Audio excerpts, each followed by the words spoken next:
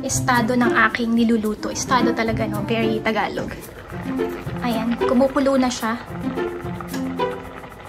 Siyempre, hindi ko ipapakita sa inyo, no? Dahil masyado siyang maselan. Imagine niyo yung parang siyang fresh meat. Ganon yung itsura. Talagang mag-worry ka talaga. Kasi, hello everyone! Happy Friday! So, inaantay ko ngayon ang aking mother-in-law kasi dadalhin niya yung prescription para kay Zeta. Kasi nga, nitong mga nakaraang araw, sobrang nag-aalala kami ni Mr. sa kanya dahil yung rashes niya hindi na maganda. It's getting bad. And siguro yung iba sa inyo sasabihin, ay rashes lang naman, baka pa ang OA. Pero kasi pag nakita niyo yung rashes niya, kakaiba siya. Tapos nung pinakita namin sa kanyang pediatrician, sabi niya, it seems like it's a fungal rash. So ayun, nag-prescribe siya ng gamot para doon. And ayun nga, since wala si Mister, ang pipick up nung gamot is yung aking mother-in-law. So ngayon, nagluto ako nitong, parang same lang nung ginawa ko last time, yung ginataang tuna, pero wala siyang gata this time. Yung lang, parang sinaing style. Yung, anong tawag dito, ginger, pepper, garlic, and then vinegar. So, ayan. Bango nung amoy niya. So, sana this time ay maging successful lang aking pagluluto. Yan si Zera. Kumain siya ng lunch. And nanonood siya ngayon ng Miss Rachel. Hi, baby. Say hi to the video. Say hello to the video. Say hello, everyone. Hi, everyone. How you doing?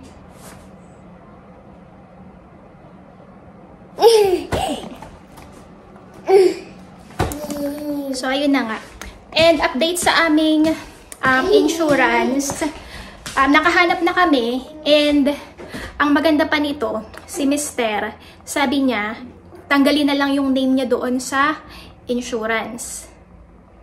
Wait lang. Nag-message ang aking mother-in-law. So, going back, yung aming insurance, so nakahanap na kami, and then, nung kinausap ni Mr. itong mga insurance people na ito, sabi niya, tanggalin na lang yung pangalan niya kasi nga, meron naman na siyang insurance or health insurance doon sa kanyang trabaho. So, nung una, parang ayaw nila. Diba, sabi ko doon sa isang video namin, yung cost niya for 3 per month is $1,100. And nung tinanggal yung name ni Mr. doon, pag kaming dalawa lang ni Zeta, sobrang laki ng binaba niya. Naging $400 plus. Hindi ko matandaan yung saktong amount, almost $500. So nakatipid din kami ng $600. Kasi nga, si Mr. meron na rin naman na siyang insurance doon sa kanyang company. So diba, bakit pa siya kukuha ng isa pa? And then, ma-activate siya next year pa, which is January. So, itong pediatrician ni Zeta, ito yung aming sinign-upan na private healthcare provider dito sa Connecticut. And sobrang laking tulong niya sa amin. Kasi nga, every time na kailangan namin sila, ang bilis namin maka-access sa kanila. And then, ayun, hindi namin kailangan pumunta doon all the time unless talagang kailangan kailangan makita ni doktor yung pasyente in person. So, yung kay Zera, tinext ko lang yung kanyang pediatrician and then sinabi ko yung problem. Tapos, nagpasend lang sila ng picture or photo nung area kung saan may rashes. And, in-upload ko lang doon sa portal. And yun, same day, nagbigay sila ng prescription. Tinawagan nila ako, tapos in-instruct nila ako kung ano ba yung mga dapat gawin kay baby. So, ayun. And actually, isang gabi lang, sobrang laki nung in-improve nung kanyang mga yung rash area. Hindi na siya ganun kapula. Kasi, syempre hindi ko ipapakita sa inyo, no, dahil masyado siyang maselan. Imagine niyo yung parang siyang fresh meat. ganon yung itsura, talagang mag-worry ka talaga. Kasi, nung baby si Zayla, hindi naman siya nagkakaroon ng rashes. Nag-start siya magkaroon ng diaper rash after niya mag 1 year old. And then, yung ginawa ko lang nun, nilagyan ko lang siya ng zinc oxide. Ito yung nabili namin sa Amazon and it worked very good. Nakita ko sa inyo. Para dyan sa mga mommies, if ever ma-experience ninyo yung ganito. Ito siya. Nakuha namin to sa Amazon. Triple paste. Ayan. Sobrang, ano nito, effective sa kanya nung first. Pero, hindi ganun kasi hindi naman niya ma-open yan. Hindi siya ganun ka bad. So, parang 3 days lang, nag-heal na yung kanyang diaper rash. And then, last week, nagtaka ko kasi sobrang pula nung kanyang diaper area. And then, nung una, hindi naman ako nag-worry kasi sabi ko baka ganun lang. So, nilalagyan ko nito. Pero hindi ko kasi ito nilalagay everyday. Kasi feeling ko masyadong chemical siya. And then, hindi siya nag-heal. And nagkaroon na ng mga blisters. So, I'm sorry po, TMI siya, no? So, nagkaroon na ng mga blisters and doon na kami nag-worry ni Mr. Tapos, sabi niya kung kailangan dalhin sa ospital or sa clinic, dalhin. Sabi ko, tawagan ko muna yung kanyang pediatrician para malaman namin kung ano ba yung dapat na magandang gawin. Tapos, ayun nga yung sabi niya ng kanyang pedia na it looks like it's a fungal rash. Which is, ano naman daw talaga nangyayari yan sa mga toddlers, and babies. So, ito, sabi nung doktor niya, pagpatuloy ko lang daw, alternate ko, tsaka yung prescription na dadali ng aking mother-in-law. Pero actually, parang iniisip ko, hindi ko nagamitin muna yung prescription na yun kasi nga, naging okay naman na. Ang ginawa ko, kasi yung aking mother-in-law, kahapon, napunta siya dito. Sabi niya, I'm crying. Gawin ko daw yung, anong tawag dyan? Ako, baby. Epsom salt bath. So, ginawa ko siya kagabi, and then ngayong umaga. Sobrang laki yung improvement ni baby. Tapos, pagka nag-number 2 siya, you want to play with this? Don't open it, ha? Pagka nag-number 2 siya, hindi ko ginagamitan na ng wet wipes. Talagang winawash ko siya doon sa aming bathroom gamit yung warm water para ma-make sure na malinis talaga. And then, bago ko siya lagyan ng diaper, talagang tinutuyo ko yung kanyang diaper area. Ayun. Tapos, nilalagyan ko din ito, Aqua 4. Tapos, palit-palitan Aqua 4. Itong powder na to, ayan. So, ayun. Ang laki nung naging improvement. Dinala din to ng aking mother-in-law kahapon, aloe vera gel. Pero hindi ko to ginagamit sa kanya. Siguro sa akin na lang. Ayan. Bumang okay kasi yan. And then, this one, ito. Ang ganda niya. Tapos, pagka umihi siya, automatic pinapalitan ko na agad yung kanyang diaper. Kahit isang beses pa lang. Kaya medyo magastos kami ngayon sa diapers. Pero wala, ganun talaga.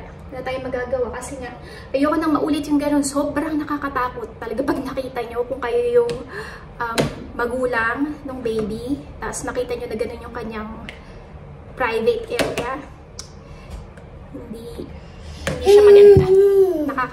Nakaka-worry talaga. Pero laking pasasalamat naman namin at nag-i-improve na ngayon. Nag-heal na siya. Although meron pa din, pero hindi na ganun kasama. And may mga times na yung mga nakaraan, yung alam mo yun, yung parang nakatuwad siya kasi parang masakit yung area na yun, tapos umiiyak. Pero ngayon, okay naman na si baby. And yun, ayoko na talaga siyang maulit. Ito yung sabi ng aking mother-in-law, lagyan ko nga dito. Tsaka yun, alternate. Tapos itabi na lang namin yung prescription prescription medicine na binigay ng kanyang pediatrician if ever na bumalik sa ganun, but hopefully wag naman sana. So ito na ang estado ng aking niluluto. Estado talaga, no? Very Tagalog. Ayan, kumukulo na siya.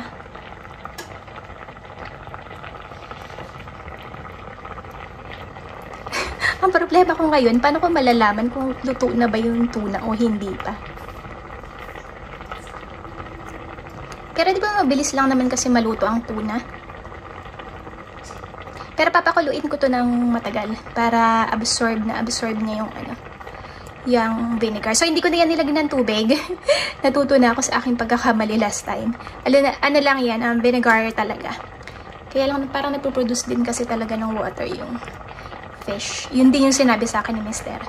So yun, pakuluin ko siyang mabuti, yung halos matuyo-tuyo para absorb niya yung lasa. Ang bango. Kaya darating dito yung aking mother-in-law. Hindi ko alam kung magugustuhan niya bang amoy ng suka. Ayan. Tama ba na nasa 3? Or babaan ko yung fire. Okay na siguro yan. So ito ang play area ni Zira. Ito yung kinuha namin last time na table and chairs niya. Ayan, maayos na. Inayos ko siya. Kasi nga, ayoko nang magulo. Nakapaglinis na ako ngayong umaga. Marami akong nagawa kasi maaga kaming nagising. Tapos ayun pala ay malinis na yun. Titiklopin ko na lang siya mamaya. Yung isa, din yung mga lumang damit ni Mister, sabi niya isuot ko na mga t-shirt niya dati. May dress pa nga dyan. Sabi ko, kanino yan dress na yan? Sabi niya, ba parang sa ate niya daw yun. Dati nung maliit pa yung ate niya.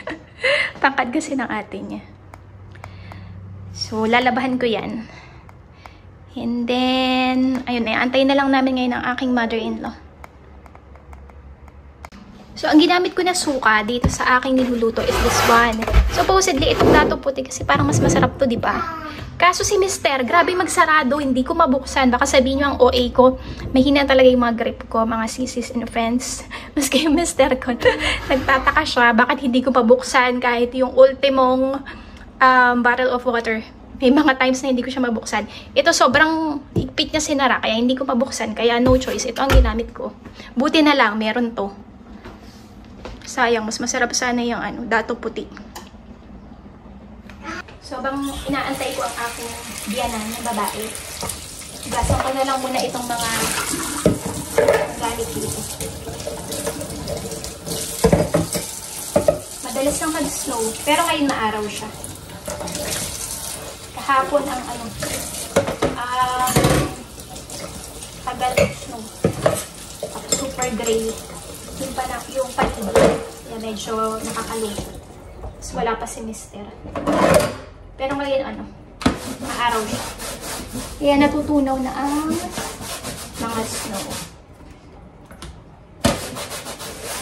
Tapos kahapon, kasi hindi pa namin talaga pinapa-refill yung aming tank, propane gas tank. Kasi ngayon ginagamit namin for the meantime is yung electric heater. Pero dahil nga ang mahal ng aming electric bill, and hindi din kinakaya ng electric heater kasi medyo mas malaki tong place na to compared na doon sa apartment before. Kasi nung sa apartment talaga electric heater lang ginagamit namin. Ayan, pina-refill namin yung aming propane gas tank.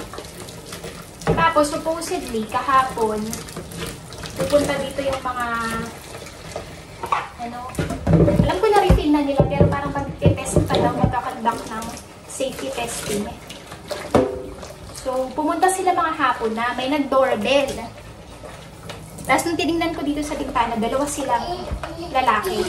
So, syempre wala si Mister, natatakot ako.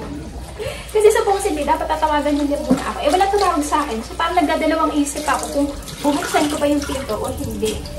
Pero naisip ko, siguro naman, yun na talaga yun sila. Tapos, nung bumaba ako para i-open yung pinto, wala, umalis na sila.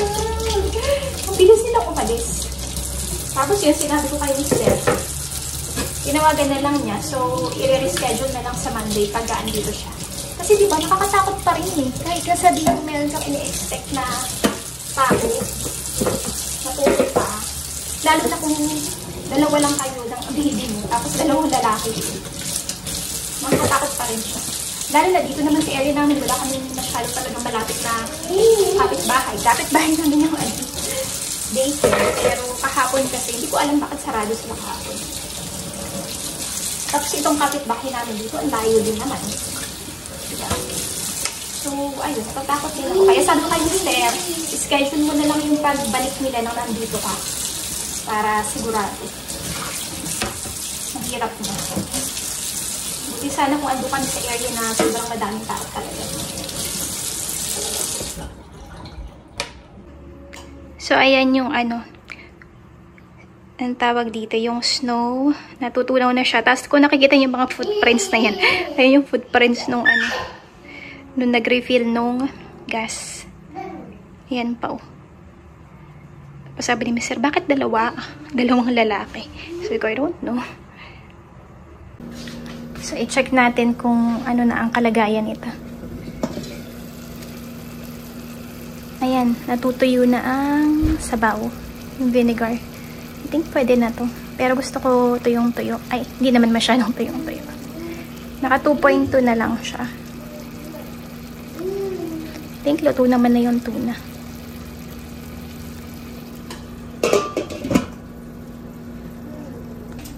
So, ito na siya mga sisi and friends. Ayan. Tikman natin. Kung ano. Successful ba? Pero mukhang ano, mukhang successful to.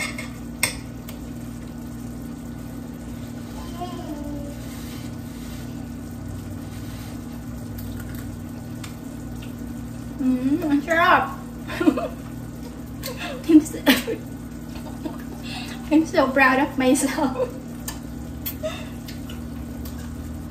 Parang hindi ko lang matawag dito. Ito ba yung ano? Ano ba yan? Sinaing na tuna. Wala kasi tulingan. Ang sarap. Sana pwede yung tikman. At least meron akong ano. Naging successful na luto. Ang sarap niya, promise. Walang halong ano, keme. Walang halong biro. So, nakabawi tayo dun sa aking unang luto. Although magkaiba sila ng dish. Pero halos parehas lang kasi, diba? Yung isa is may gata. Ito naman is walang gata. Ang sarap talaga. Excited na akong kumain ng ano, lunch. Gusto kong ipatry ito sa aking mother-in-law kaso nahiya ako kasi sobrang galing magluto ng aking mother-in-law. So baka hindi niya magustuhan. So anyway, basta ang sarap niya. Patayin ko na yung apoy.